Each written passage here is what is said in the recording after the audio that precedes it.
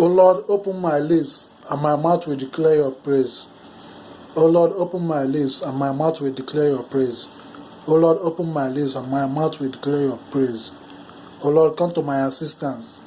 Make haste to help me. Ihe a bụ akụkọ maka onwe ndị a na-akpọ ndị monk. So onwe monk a na-akpọ monk, a kind of monk bụ hermit. Onye anụgo maka hermit na-anọ n'ime ọfịa ekpe ekpere for the sake of heaven.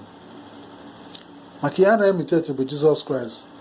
Our Lord said, ọ sị na onye ọbụla chi iso m ga-eburu obi sobe ya hapụ ya ajụ ihe nke ụwa, jụ nne ya jụ ihe niile ọnwa buru obi sobe. So ụdịrị life ha na-ebi na Catholic Church ka ọ dịkwa hermit ya nọ na bie. So onwe ndị visit lie n'ime bie ọ nọ n'ime ọfịa. Awebiakwute wee sị ya ọ na o nwere ka alụ si eme gị n'ebe ị nọ, ọ na ị na-efil lonely. Ọ sị na ọ na-efil kwe lonely o.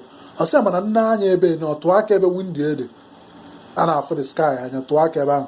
Sị mana nne anya ebe ahụ ana m adị console ya gadị ya metikwa ndị bịa ndị ahụ wee jee ebe ahụ negharịcha anya, o nwere ya afọ anachite. Sị ya ebe ị tụrụ aka kịta anyị netụrụ anya, o nwere ya efu. The hermit asị ya na nne anya ebe ni ebe ahụ windo ndị fo the sky fo otu enusu wee dị, otu enusu wee maa mma mfu eluigwe. Ọ sị ya ụmụ m, eluigwe na-agba m ume. Ya ka ọ gwa ha.